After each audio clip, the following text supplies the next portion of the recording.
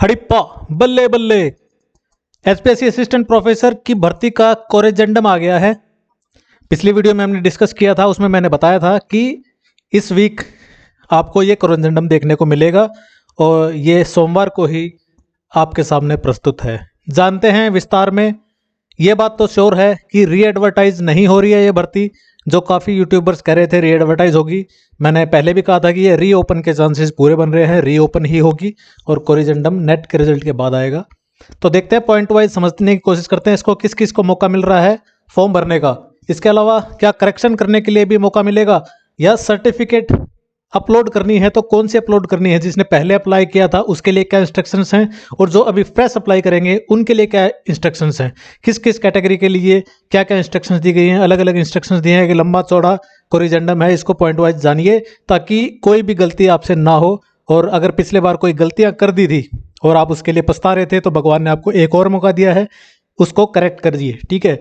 और ये मन में आपके थोड़ा बहुत है कि मैंने ये सर्टिफिकेट की थी अपलोड, वो की थी, और इसके कारण आप संशय में थे, आप तैयारी नहीं कर पा रहे थे। आप एक साइकोलॉजिकल कहीं ना कहीं प्रेशर हो जाता है दिमाग के ऊपर, अगर आपने फॉर्म भरने में कोई गलती की होती है, आप उतनी अच्छी तैयारी नहीं कर पाते हैं। तो इसलिए आपको फिर से मौका मिल रहा है, ये इस कोरिजेंडम के थ्रू ये पोर्टल फिर खुल रहा है और इसमें आप करेक्शन कर सकते हैं। देखते हैं किस किस को क्या क्या प्रोविजंस मिल रहे हैं, क्या क्या मौका मिल रहा है। सो ये है वो कोरिजेंडम जो कि इस भर्ती के लिए निकाला गया है। देखते हैं किस किस को क्या क्या मौका मिल रहा है। पहली बात तो ये कि रीओपन किया गया है, ऐसे रीओपन की बात हो रही है।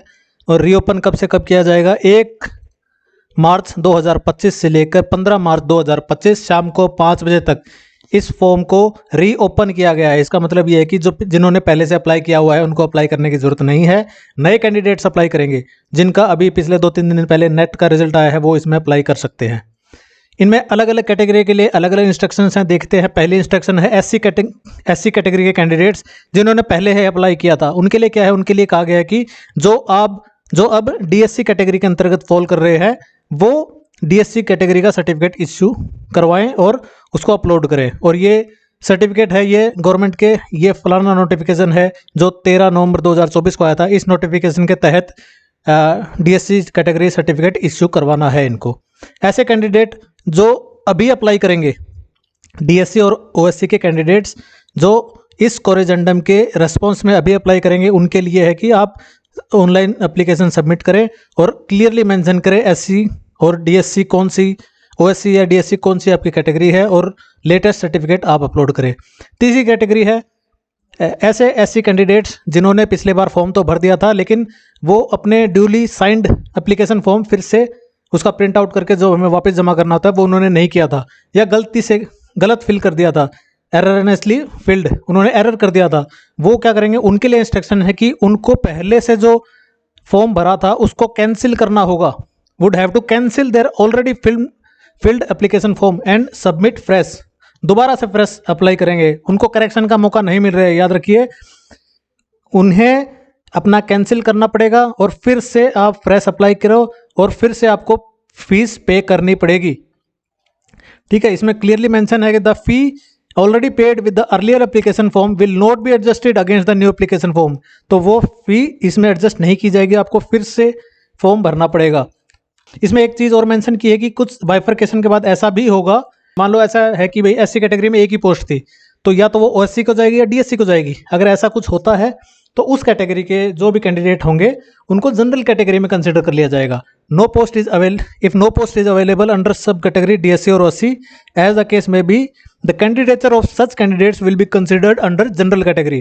तो उनको जनरल कैटेगरी में कंसिडर किया जाएगा। इसके बाद बीसीए, बीसीबी और ईडब्ल्यूएस कैंडिडेट्स के लिए भी इंस्ट्रक्शंस हैं। बीसीए और बीसीबी नॉन क्रीमी लेयर के लिए इंस्ट्रक्शन ये है कि उनको सर्टिफिकेट अपलोड करनी है। कौन सी सर्टिफिकेट है वो सर्टिफिकेट 16 जुलाई 2024 को या उसके बाद इश्यू होनी चाहिए वो सर्टिफिकेट। बीसीए बीसीबी के लिए है ये। बीसीए और बीसीबी के लिए क्या इंस्ट्रक्शंस हैं कि उनकी सर्टिफिकेट 16 जुलाई 2024 के बाद इश्यूड होनी चाहिए और बिफोर द क्लोजिंग डेट, यानी 15 मार्च जो क्लोजिंग डेट है उससे पहले, यानी 16 जुलाई 2024 से 15 मार्च 2025 के बीच में वो सर्टिफिकेट उनको इश्यू होने चाहिए, वही सर्टिफिकेट मान्य होगी। इसी प्रकार से ईडब्ल्यूएस कैटेगरी के लिए भी कहा गया कि उनकी सर्टिफिकेट है वो फाइनेंशियल ईयर 2024-25 के लिए होगी और शुड बी इश्यूड आफ्टर 1 अप्रैल 2024, क्योंकि ये फाइनेंशियल ईयर 2024-25 ही चल रहा है, 2025-26 अभी शुरू नहीं हुआ है। 2025-26 1 अप्रैल 2025 से शुरू होगा, इसलिए सर्टिफिकेट पुरानी वाली ही चलेगी आपकी, जिसमें 1 अप्रैल 2024 को के बाद इश्यूड सर्टिफिकेट मान्य होगी ईडब्ल्यूएस कैटेगरी के लिए। और ऐसे कैंडिडेट्स बीसीए बीसीबी या ईडब्ल्यूएस के जो पहले से जिन्होंने पहले अप्लाई किया था, यानी फ्रेश अप्लाई वाले नहीं, जिन्होंने पहले अप्लाई किया था, उन कैंडिडेट्स के लिए इंस्ट्रक्शंस ये है कि उनको अपनी फ्रेश सर्टिफिकेट अपलोड करनी पड़ेगी। जिन्होंने पहले कर दी थी, याद रखिए बीसीए बीसीबी और ईडब्ल्यूएस के कैंडिडेट्स आपको फिर से पूरी की पूरी फ्रेश सर्टिफिकेट अपलोड करनी है, चाहे पहले आपने किसी भी तरह की सर्टिफिकेट अपलोड की थी, ठीक है। और वो सर्टिफिकेट अपलोड करने के लिए के बाद जो इन्फॉर्मेशन आएगी उसको कॉपी निकालना है और उसको साइन करना है, उसके बाद उसको अपलोड करना है। तो आप ये चूकिए ना, खासकर इस कैटेगरी के candidates BCA BCB and EWS category के कैंडिडेट्स जिन्होंने पहले फॉर्म भी भरा था, उनको फिर से सर्टिफिकेट अपलोड करनी है। इसके अलावा एक्स सर्विसमैन और dependent of ex serviceman category candidates के लिए इंस्ट्रक्शंस क्या हैं, उनके लिए कहा गया कि पहली कैटेगरी वो जिन्होंने पहले से एप्लीकेशन सबमिट की हुई है, who have already submitted their application, उनके लिए इंस्ट्रक्शंस है कि एक तो आप अपना आइडेंटिटी कार्ड, जो जिला सैनिक बोर्ड आपको आइडेंटिटी कार्ड देता है, उसकी कॉपी अपलोड करो, और ex serviceman ID card number, फिर ये एक्स सर्विसमैन आईडी कार्ड की डेट जब आपको ये इश्यू हुआ था, और आपका date of discharge from service, जिस दिन आप सर्विस से डिस्चार्ज हुए थे, रिटायर हुए थे, वो डेट आपको मेंशन करनी पड़ेगी ऑनलाइन एप्लीकेशन फॉर्म में, ठीक है।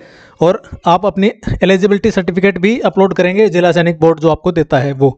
तो ये तो इंस्ट्रक्शंस थी इनके लिए जिन्होंने पहले से फॉर्म अप्लाई किया हुआ है। ऐसे कैंडिडेट जो अब अप्लाई करेंगे, ex serviceman and dependent of ex serviceman candidates who are applying in response to this corrigendum, उनके लिए इंस्ट्रक्शन सेम है कि आप आइडेंटिटी कार्ड की कॉपी अपलोड कीजिए, आईडी कार्ड नंबर होना चाहिए, date of issue of ID card होना चाहिए, और date of discharge of service, ये सारा आप अपलोड करेंगे साथ में फॉर्म भरते समय, और आप अपनी एलिजिबिलिटी सर्टिफिकेट भी अपलोड करेंगे।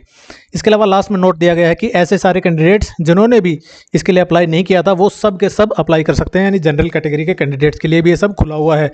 The candidates who have not applied earlier in response to the advertisement dated 2 August 2024, ये एडवर्टाइजमेंट अपनी 2 अगस्त 2024 को आई थी, और कोरेजेंडम इसका एक 30 अक्टूबर 2024 को आया था। इन दोनों कोरेजेंडम के तहत कोई अभी अप्लाई करना चाह रहा है तो he can also apply against this corrigendum, तो वो भी अप्लाई कर सकता है। The candidates who have not applied earlier but are apply fresh, अगर वो फ्रेश अभी अप्लाई कर रहे हैं तो उनकी एज है वो 15 फरवरी 2025 से ही काउंट होगी। पिछले वाली आप नहीं देखेंगे, बल्कि अभी देखेंगे कि आज के कोरेजेंडम के हिसाब से अगर कोई अप्लाई कर रहा है तो उसकी एज वो डिटरमाइन होगी, जो भी 42 ईयर्स मांगी गई है जनरल के लिए, प्लस रेस्पेक्टिव कैटेगरीज के लिए जो एज आपको रिलैक्सेशन मिलता है, वो सब का सब डिटरमाइन होगा 15 फरवरी 2025, यानी जो अभी 15 फरवरी गई है उससे आप काउंट करेंगे। और सर्टिफिकेट जो बीसीए बीसीबी और ईडब्ल्यूएस ईएसएम डीएसएम की जो भी सर्टिफिकेट्स हैं वो डिटरमाइन होंगी 15 मार्च 2025 तक, यानी इस कोरिजेंडम की लास्ट डेट है अप्लाई करने की, तब तक की सर्टिफिकेट्स मान्य होंगी। इसके बाद सर्टिफिकेट कोई लेके आता है तो वो मान्य नहीं होगी। कोई ऐसा सोच रहा है कि मैं अभी अप्लाई कर दूं क्योंकि डेट 15 मार्च की है और सर्टिफिकेट मेरी बाद में आ जाएगी, बाद में मैं अप्लाई कर दूंगा, तो इंटरव्यू के टाइम को आपको रिजेक्ट कर दिया जाएगा, ये याद रखिए, क्योंकि वो सर्टिफिकेट 15 मार्च 2025 के बाद की नहीं होनी चाहिए। लास्ट में इन्होंने एक बार फिर क्लियरली मेंशन किया है कि 1 मार्च 2025 से लेकर 15 मार्च 2025 तक शाम को 5 बजे तक ये फॉर्म्स रीओपन किए गए हैं, इसमें आप अप्लाई कर सकते हैं। तो इसके बाद मैं आपको एक न्यूज़ और देना चाहता हूँ, जल्द ही आपको 15 मार्च के बाद आपको एक डेट शीट भी दिखाई देगी जिसमें आपको बताया जाएगा किस किस सब्जेक्ट के कब कब एग्ज़ाम्स हैं, और वो सारी जानकारी हासिल करने के लिए या अन्य कोई जानकारी हासिल करने के लिए चैनल को सब्सक्राइब कीजिए। तैयारी एकदम से ज़ोरों पे शुरू कर दीजिए आप, तैयारी में कोई कमी नहीं रहनी चाहिए। All the best, take care, bye bye, Tata.